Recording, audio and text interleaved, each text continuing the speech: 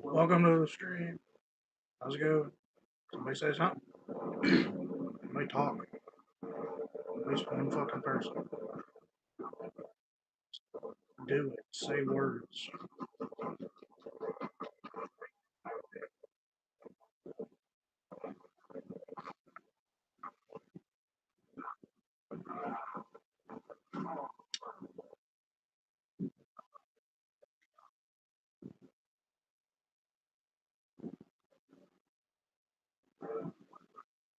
What you doing, dude?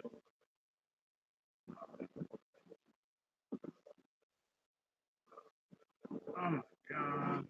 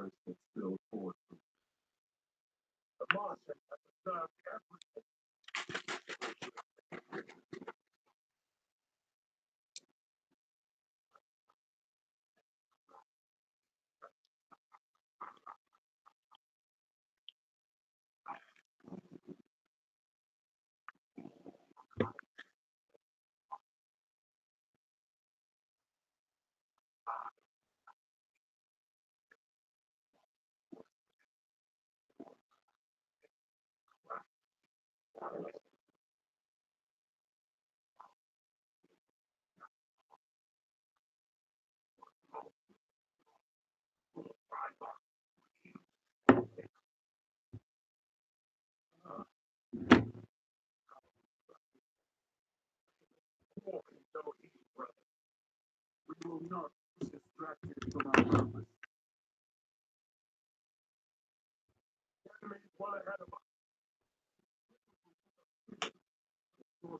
February 6, 2025, in Fenimore, Wisconsin, deputies responded to a church after a custodian reported that a man was demanding to speak with a priest and trying to access a restricted area. Okay.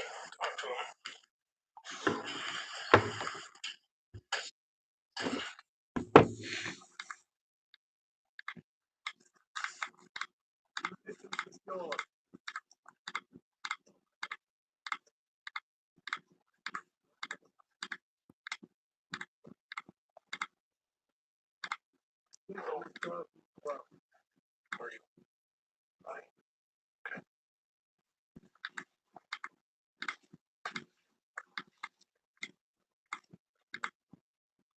Hello, sir. Deputy Wolin to the sheriff's office. Okay, so what's going on today? Okay. Well, we can't really do that. That's the church's property. What is this?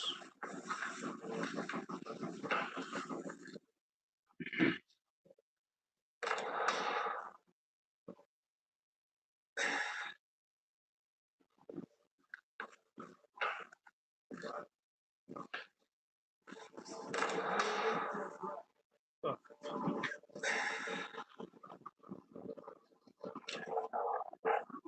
So how'd you end up here today?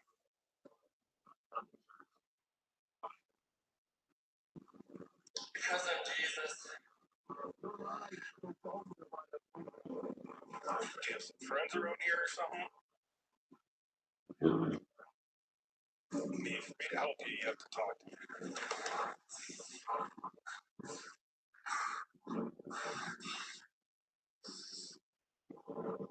How long do you think this shutdown will last? More than 35 days. Go train.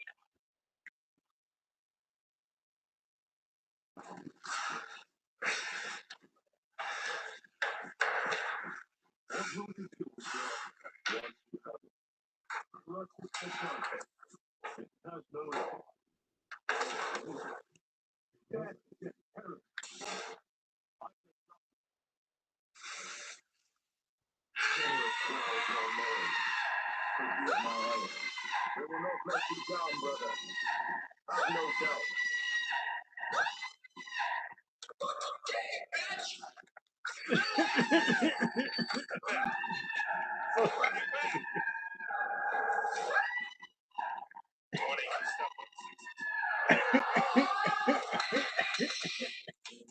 Oh, fuck. I got more people coming. He's on something.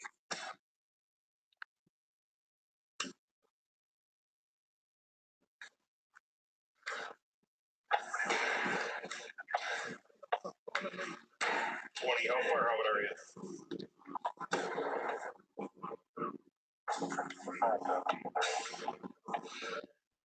That work.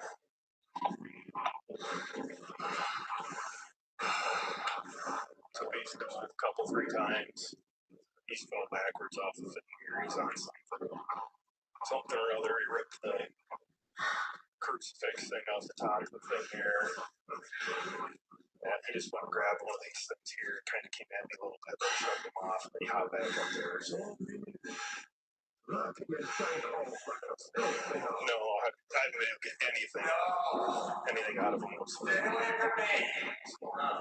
I'm Jesus Christ Almighty. Fuck you. Now you're devil. I'm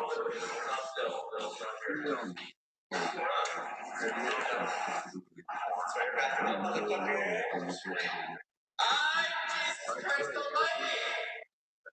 Okay? Back up. Back up.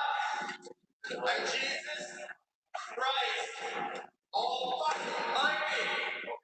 Nobody else needs to fucking die for their sins, motherfucker. No?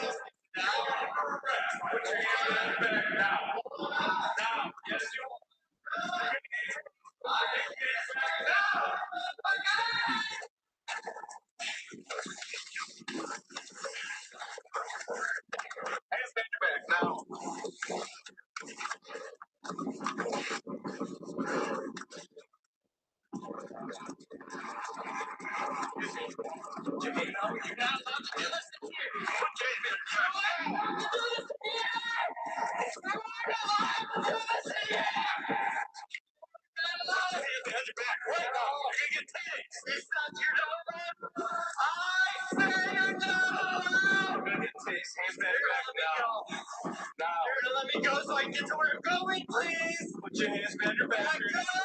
Under arrest. I'm going there. I'm going there today, motherfucker. I'm going there today. I'm going there. Hands behind your back now. Now.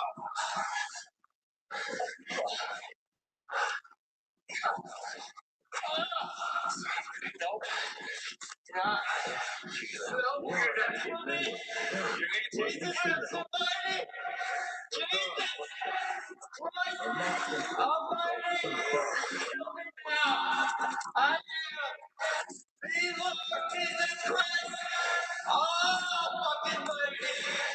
Yes, I am. Calm down. Yes, I am. Yes, I am. Yes,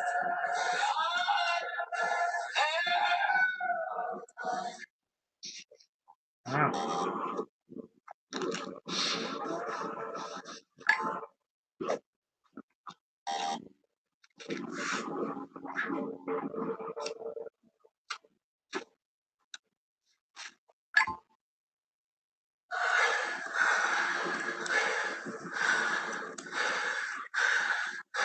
You gonna calm down for us? I don't know. I'm just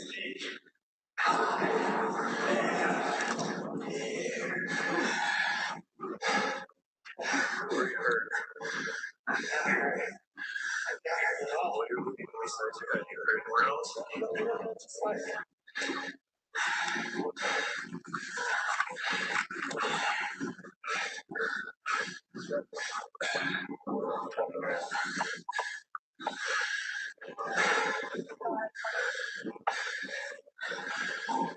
Taser to pull out time 5. Time 2 for now. What's up? Sir, stop it. You need to calm down, stop resisting, okay? What's your name? Jesus. Okay, let's go. Any need to know about, sir? Any stick us? Any weapons?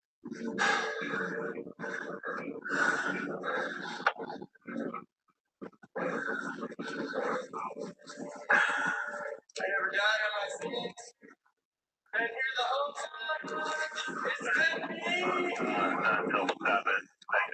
It's been me. I'm right here. It's me, motherfucker. I see you under the door. I know the bags in my life. Hey, that's right. Jesus Christ. He's still so resistant. Won't see his name. Jesus Christ. I believe I can fly.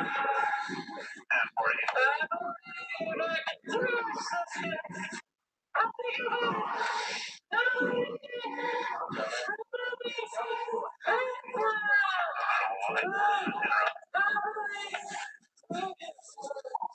Yeah, one more.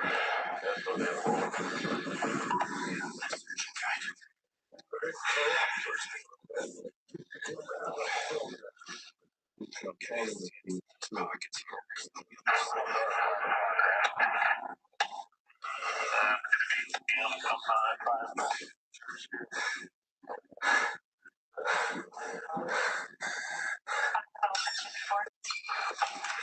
Fuck you!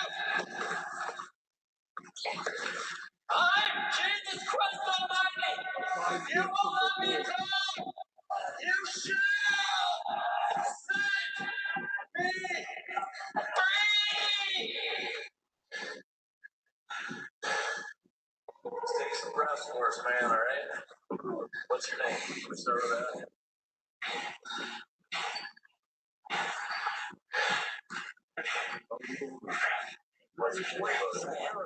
Jesus Christ is here. You're all saved.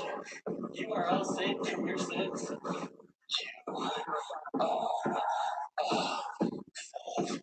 And you will see me again. I will be here. Because I'm not here. Yes, we are. Yes, we are.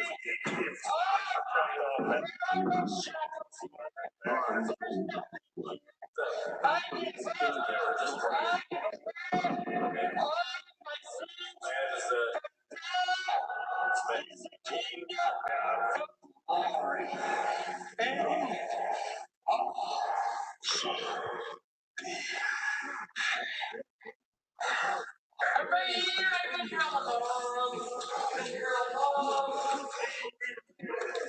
for all this time, for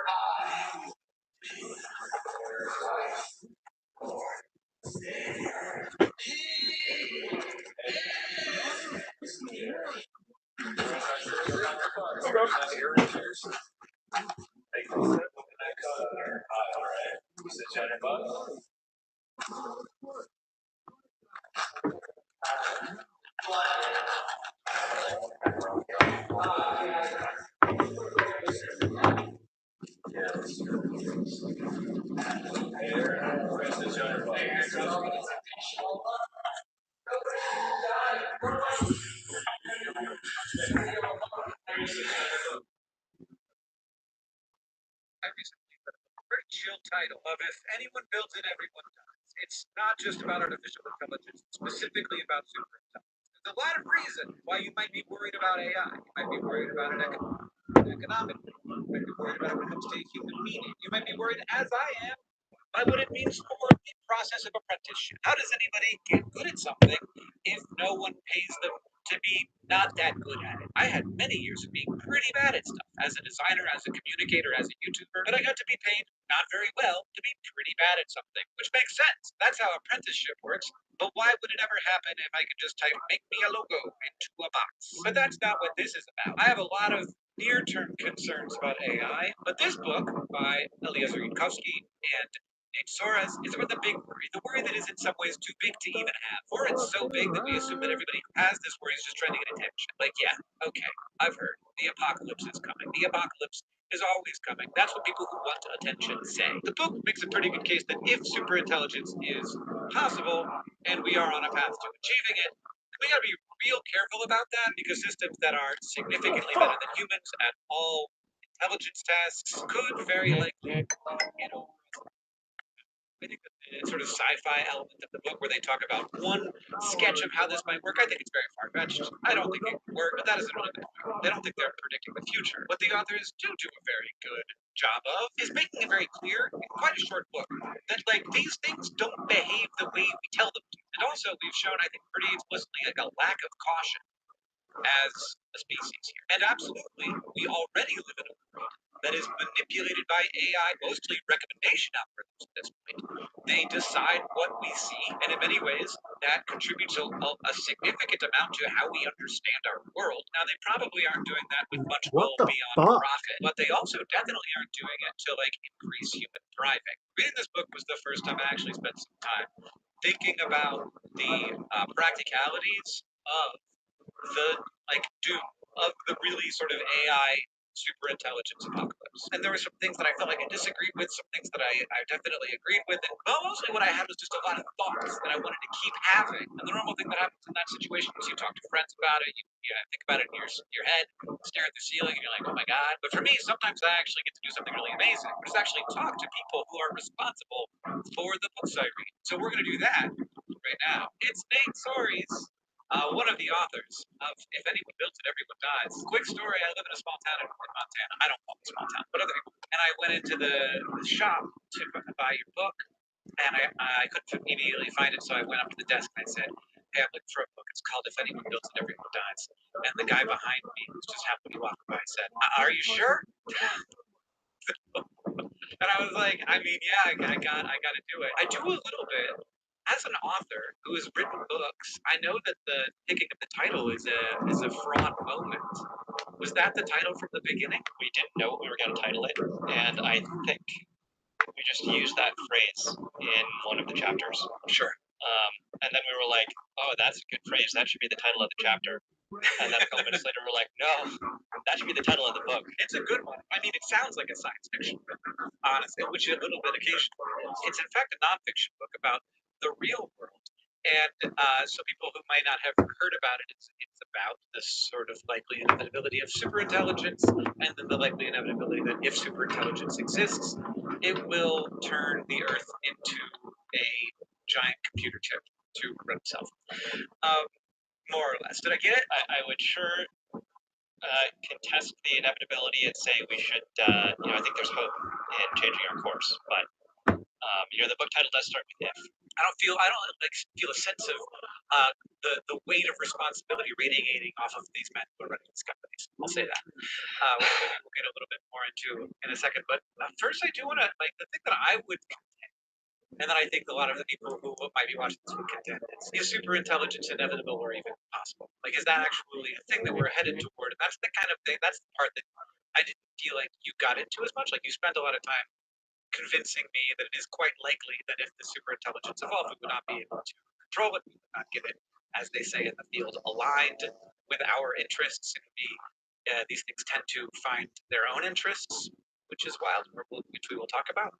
But first, I want to talk about: is this actually a thing that people in the field really think is? Because right now, it's a tool, but it's very different from intelligence, really, even as I understand it, much less sort of intelligence beyond my own. There's a handful of topics there. One is, are the people at these companies trying to build superintelligence? And many of them will sort of, they say yes, but do they mean superintelligence, or do they just mean better than it is right now? I would say there's sort of a gamut here from people who say, this is going to be like having a country worth of geniuses in a data center that radically transform the world, and people saying, oh, I'm going to build superintelligence and it's going to live under glasses and help you make better Instagram reels. I'm gonna release this fairly soon. So since I have you, what do you think of Sora 2? You won't have seen the video I recorded yesterday about it, so you can just guess it what my opinions are. I sort of mostly have my eye on this ball of the superintelligence, and I think I might even bin Sora 2 a little bit in the social media. It's like another step in the sort of slop factory, or sort of personalized narrative to drag people into it. I'm not a big fan of that trend, but I also sort of try and keep that separate from the superintelligence issue. I have this problem where I see some people saying sort of out of one side of their face, we're going to build a country's worth of geniuses inside of a data center, and then on the other side being but what if you could make a clip of The Price is Right where the guy wins something racist? I feel like a company that actually thought it might do superintelligence wouldn't make Sora 2. What am I missing there? It's such a lawsuit magnet, and it's asking to be ripped on. One thing it might be trying to make is data, in the sense of getting a lot of reactions, right? Seeing what people like. Yeah. I have had a sense that a lot of these companies have sort of, marketing outreach, use the current software today branch that's separate from their pushing the technology forward branch. Okay. And so I'd be a little bit careful about inferring from antics of one branch the other branch doesn't exist. In that case, go back to the question of, is superintelligence going to a real thing? Because I do sometimes think that superintelligence, when people say this word, what they mean is, doesn't this word sound cool? Rather than what you guys are talking about. There used to be a footnote in the book. It was a lot of effort to cut the book down to size. There used to be a footnote in the book that was said, by the time this book comes out, we may need a different word than superintelligence, because that word may have already degraded. That, maybe we should use super-duper intelligence. For some reason, our editor didn't love that. If anybody builds super-duper intelligence, everyone dies. That's right. That title hits different. But then Mark Zuckerberg did do his line about superintelligence on the glasses that helps with Instagram reels. And we're like, oh, we should have kept the footnote. But superintelligence is a real thing. If we ignore Mark Zuckerberg and saying whatever words sounds nice to him, can you tell me a little bit about what superintelligence is as actually Like if something comes along that you would call super intelligence, what would that be? So the definition we use is smarter than or better than the best human at any mental task. Technically, maybe at least as good as any human. Like better when you can be better. Like doesn't need to beat logical tic tac toe, where humans can just do the best. But any mental task, any task you'd like solve by thinking in your head, if you can do that better than the very best human at it, we'd call it super intelligence. And then the problem that springs from there is that one would think, okay, well then just make it so that it would do the things we want it to do. Like have it focused on, like its highest priority is human thriving. It's like, you figure that out for yourself, super intelligence. You're smarter than me, but do human thriving. Make us happy, make us powerful. Decrease the bad parts and increase the good parts. But when we teach these things how to do one thing, they learn other things. Like you might be like, hey, we're not even good at this game. As part of that, I got really good at lying. And I also got like a reference. Like I didn't just get good at it, I started to enjoy it, if prefer it, I guess, not enjoy it. It can be a bit of a surprise. You train them to do one thing, they learn other things, and sometimes those things are things you really like to not do. That's exactly right. And I think one of the pieces of the puzzle people often miss with AI is that we're not hand coding them like traditional software. These are it's much more like growing an organism. I said this to my wife, and she said, "Ugh." Like that. Yeah, I think that's the right reaction, and it helps make a lot more sense of how how can you possibly have Mecha Hitler over the summer. No one's going in there coding up Mecha Hitler. We're just sort of growing these things to be very, very good at solving problems, or at least okay at solving problems. We're very, very good at predicting text right now, and they exhibit all this behavior we don't like, which is one thing when the AIs are still very dumb.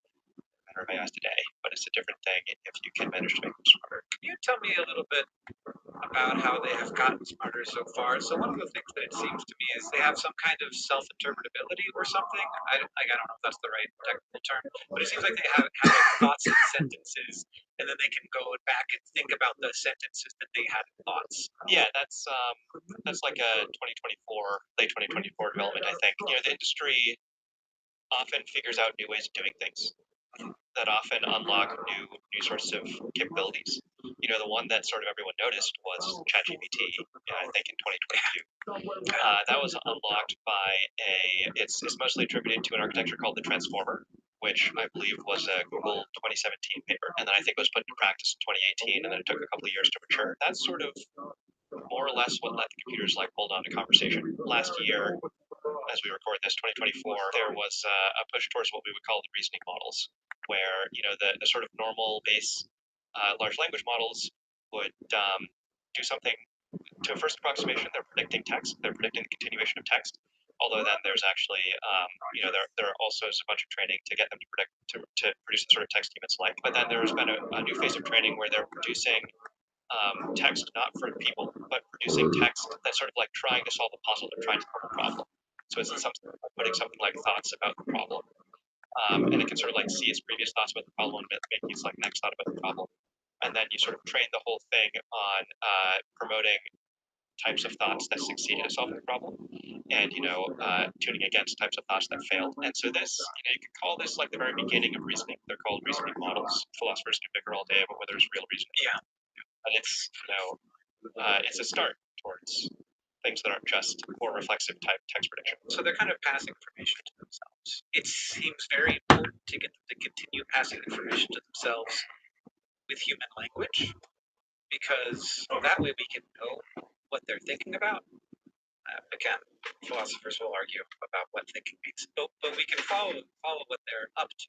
And this is interestingly much more interpretable. We should talk about interpretability, but much more interpretable than what's actually going on in terms of the sort of base model of the LLM, where it's like how are they doing any of this? We don't know. But if there's a train of thought, you're oh, here's what it thought.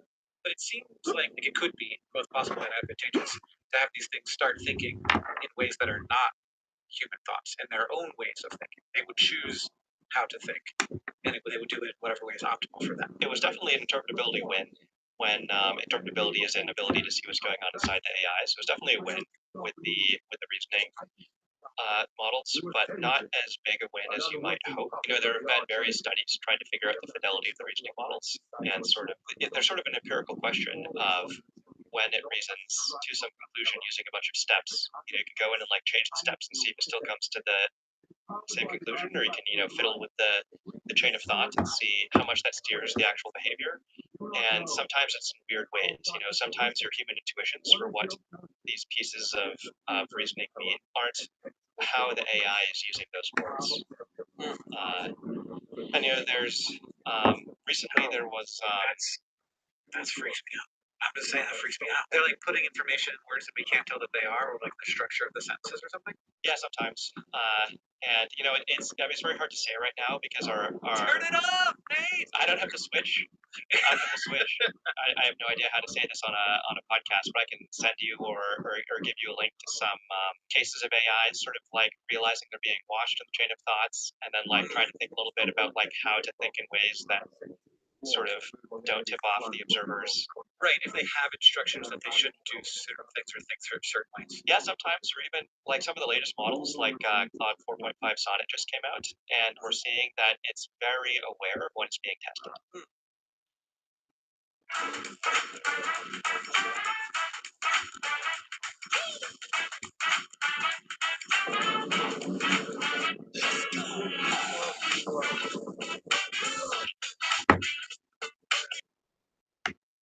Why don't we just have it? Why don't we just have it not know that? It's hard to make an AI that's smart that doesn't realize true things. It's like, why can't we make this AI smart while also being a flat earther? Well, yeah, a lot of facts about the world are actually tangled up in the fact that the world's round. You can't really just pull out the one fact you don't want it to know. Well, now you made me optimistic. So you're telling me that if we train them well enough, that they'll actually will be able to tell the difference between truth and lies? They'll be able to tell. Yeah. Once they're smart enough. They won't necessarily be able to tell us because they will be doing whatever they will be working toward the outcome they want to have happen rather than. That's right. It's the caring that's the hard thing to get. Truth you get with capability. Oh man, that is that's an interesting puzzle piece to put into my brain. I mean, does that go along with hallucination? Like even with like the current like low level problem of hallucination, it might just simply be that we can't figure out how to get them to care whether something is true or not, that they don't know. All philosophers ignore us. Just don't listen to any of the words that are used. Yeah, I can do the philosophy dance too, but it's sort of a different and less interesting. Yeah, it makes it hard to talk. Because we don't have words for these things. Yeah, English is like you say, as the models have found out. Yeah, but hallucinations are a really interesting case because some of this is conjectural. I think there's some papers that have shown there's some founding to these conjectures, but we don't really know what's going on in there. All this should be taken with a grain of salt. But the obvious guess for what's going on with hallucinations is that these AIs are trained first and foremost on predicting text. And if you're, say you're predicting case law that a lawyer writes, that lawyer's gonna write, blah, blah, blah, as seen in this precedent and then cite a real case law. That lawyer, when writing case law, is not gonna say, I happen to not know the case law. What you're saying to me right now is that the LLMs hallucinate because no one on the internet ever writes the words I don't know in the contexts that they're being, that's part of it. That's the first step. Nobody does. Like, I've been on the internet. Nobody's out here being like, you're right. I'm actually out of my depth, and that's beyond my knowledge. No one says that. Not on Elon Musk's Twitter. Right. I mean, that's the first part of it. But then even among lawyers, there's all sorts of lawyers who will say, "Oh, I don't know the case law on that." Yeah. But they'll say that when they're writing, they're not writing the thing. When the pen's going to paper. Even if you tell the AI you're predicting a lawyer who would never make up case law, the AI can still get closer to, like, as measured by like text similarity to what a lawyer says by making stuff up. It's not that it doesn't know it's fake in some sense. It's that this thing has something like a reflex or an impulse. Again, we lack the English words for it in an AI. But it in some sense cares more about the similarity of the text. About it looking like it's supposed to look, even if it doesn't have anything to put in that space. That's right. And so that's like, in some sense, the babyest version of the AI cares about something you didn't ask it to care about because it was trained to perform well. Hallucination is the most famous misalignment. Yeah. And it's telling, these companies will go around saying like, oh, this is our most aligned model yet. Look how good we're doing in alignment. The hallucination persists. Because that's sort of a deep feature of the training and how the training points it in ways we don't like. There was a set of headlines that happened recently where it was like, oh, we could fix hallucination, but it would make the AI useless. Do you know what I'm talking about? Yeah, I think that was Mustafa Suleyman. I bet you're right. But I didn't read the article. Can you summarize it for me? Yeah, I mean, I didn't really agree with the article, but I think he was saying like AI is very generative. There's a type of like new creativity here, and the hallucinations linked in with the ability to sort of be creative in the AI. Oh, okay. I think some of the discourse was basically saying they don't want to. The companies don't want to take hallucination out because hallucination makes the model good or something. I don't know. The discourse was very like, this is all Sam Altman's fault. Yeah, and I mean, I only glanced through it, so if Mustafa's listening, sorry for butchering your paper. Can you talk a little bit more about growing versus building? This seems important. Is there anything else that we like? I guess agriculture, not just in terms of like literally we grow things, but we also selectively breed things in agriculture. So this is not the first time humanity has ever grown a technology by just sort of like looking at what's working and taking that out and then getting both positive traits and whatever traits come along with those positive traits. So this is, I guess, in a kind of way like that, just much faster and maybe more powerful. What's the difference there, and why is it such a big difference? Yeah, I mean, faster, more powerful, and also I'd say more alien. Like even animals have a lot of. Keep saying things I don't like. I wish my book was in the fiction section. When someone drops a rock on their toe, you flinch, or at least most people have this sort of sympathetic. Yeah. Like, oh, right. Yeah. And I think that's happening in part. This is me talking about the alienness for a moment, and then I'll get back to the growth stuff. I think that's in part because, if you're a monkey in the savannah trying to predict another monkey, yeah, you can't do that by like building a whole mental model of a brain. It's just too complicated. But fortunately, you have this device in your head which is very good at predicting someone else's brain, which is your own brain. Yeah. Yeah, it works very similar. Like we see, red looks red, probably to you and to me. So again, philosophers. Exactly. Pain feels like pain. Sadness feels like sadness. Yeah, and so if you want to predict like, is this monkey going to politically maneuver against me or whatever in monkey politics, you can in some sense sort of put yourself in their shoes a little bit. Yeah.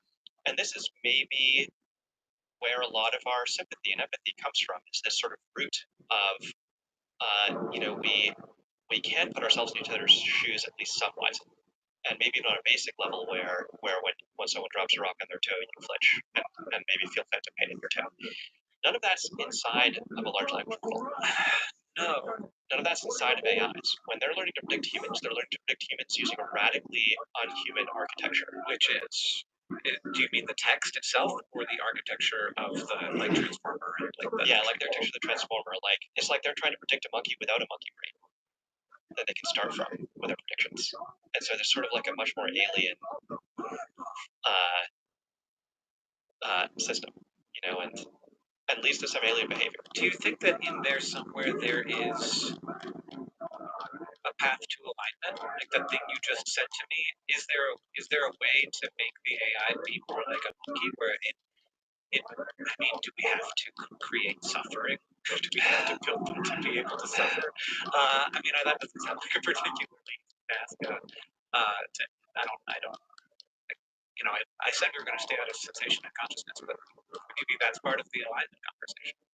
Yeah, real quick, my sense is this is a place where my views are a lot more guesswork. Yeah.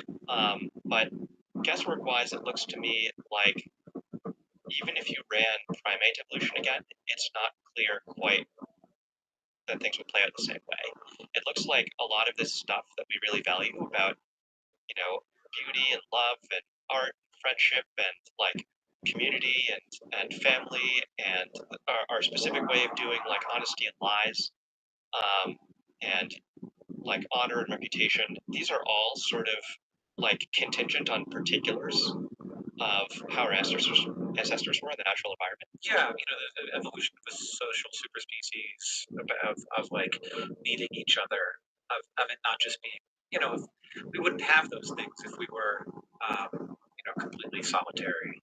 Right. Yeah. And maybe we would be less into friendship if we were smart enough to calculate relatedness ratios. Like you mean like in terms of our genes, like in terms of our we don't need to help that guy out. He doesn't have any of my genes.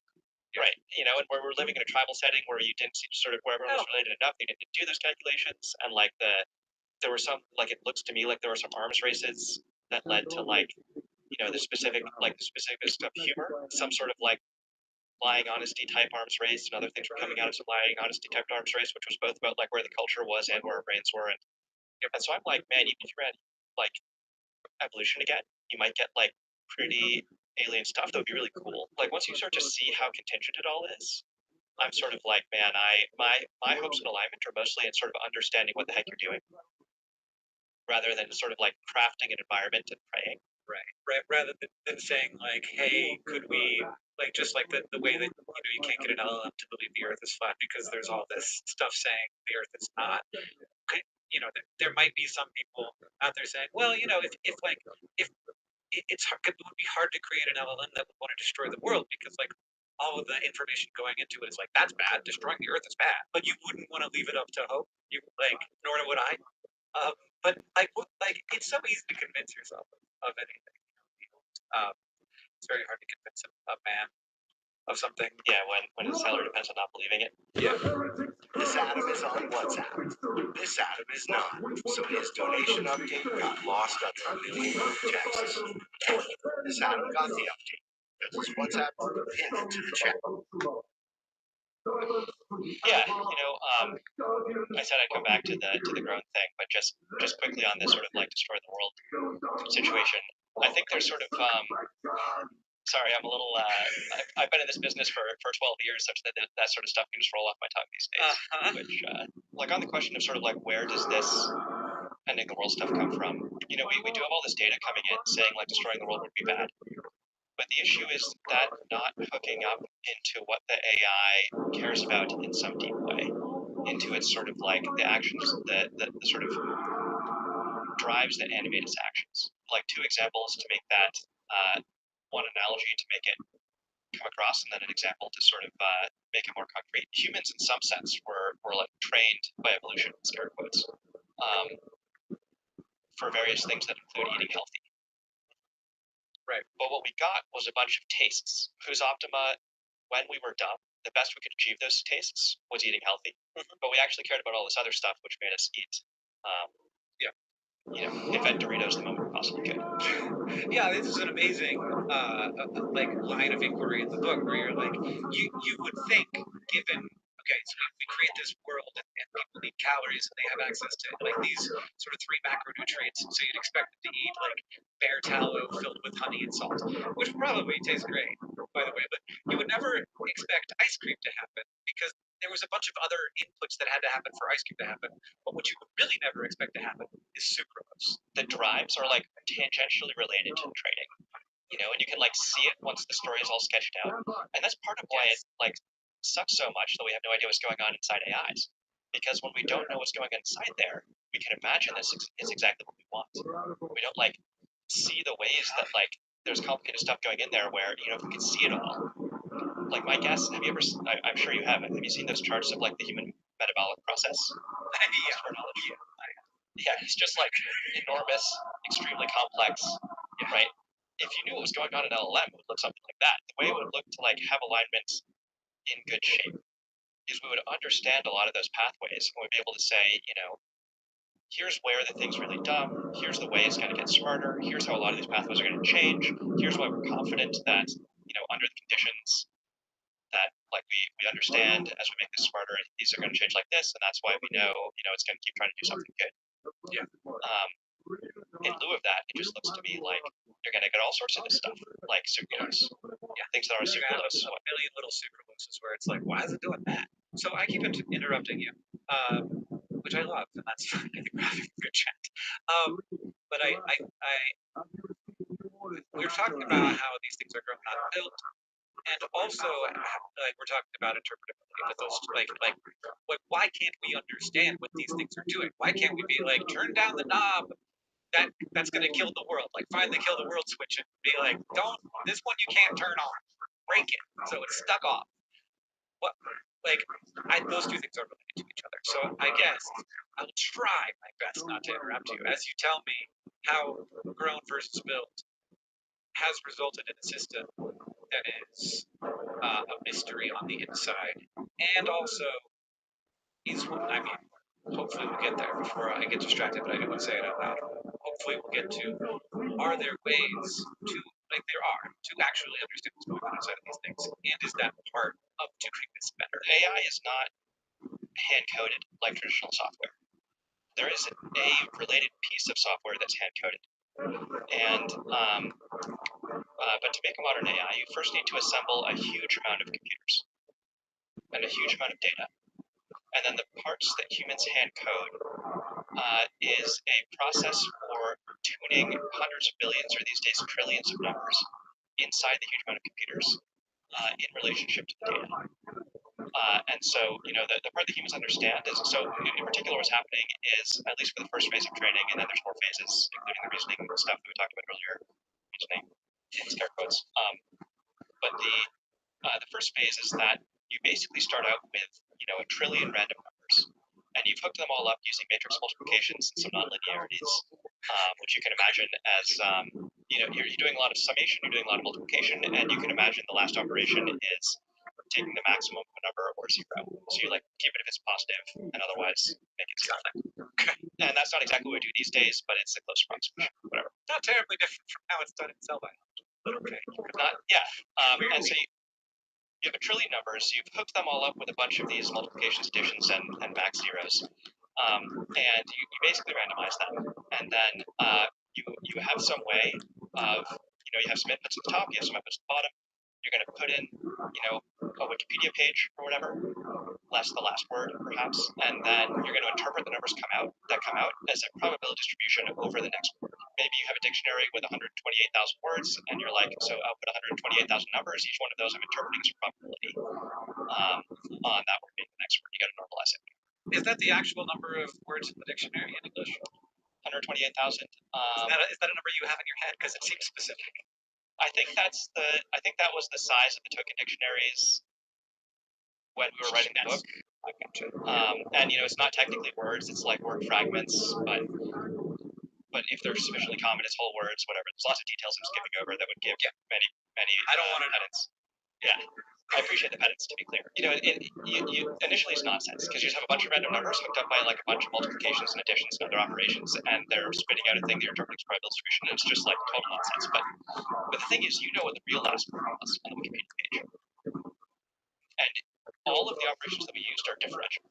Which means you can go to one of those trillion numbers, and you can calculate if I tuned this number up slightly, would that make the probability of the correct word go up or down? And so what humans write an automated process that goes to a trillion different parameters and says which would make you better at predicting the word in the data.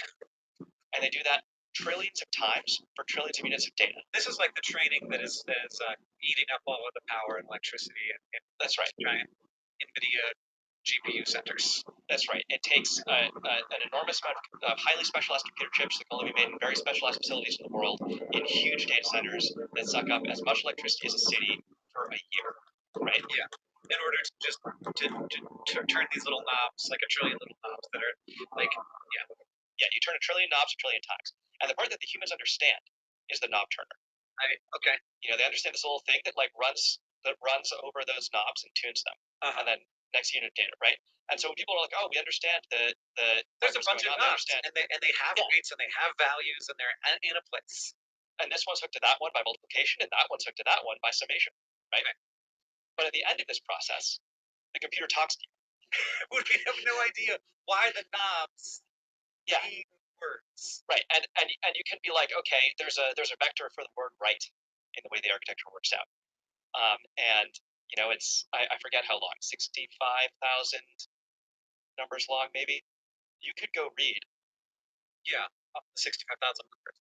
Yeah, you could just read the first 20 and see how little you're learning about, what's. And people can do better than that, But so there is a little bit of work that is being done to try and be like, okay, what do these knobs mean in their current? Because so one thing you could do is turn one way up and see it, be like, okay, what does that do to the model? What did we find? Was this the model, the part of the model that feels fear and sadness and weakness, or is this the piece of the model that's just the Golden Gate Bridge?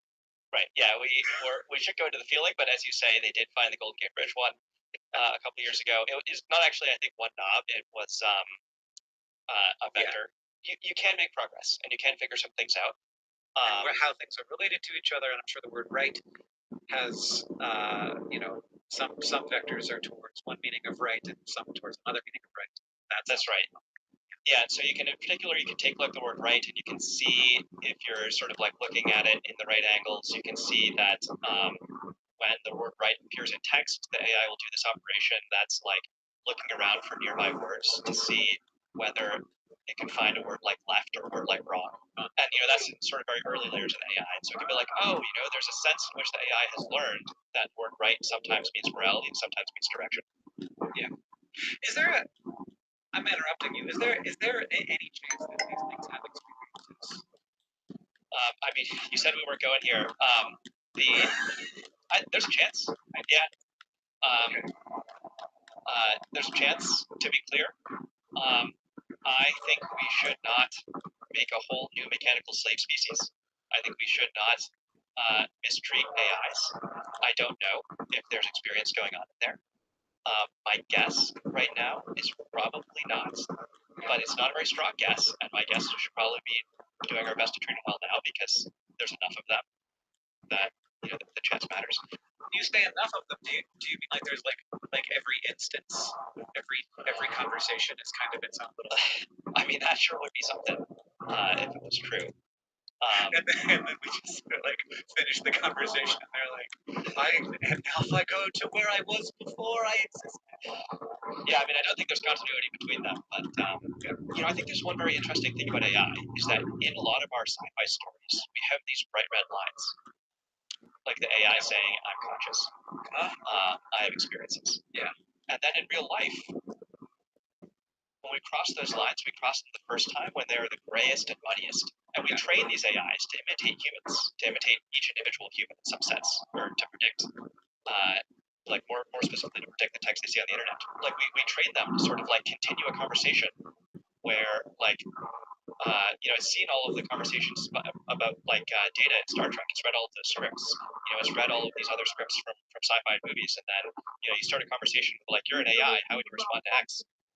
We sort of train them to predict like a human scriptwriter would, and then it claims it's conscious, and we're like, it's not wrong that's a much murkier situation. It's just a much murkier situation.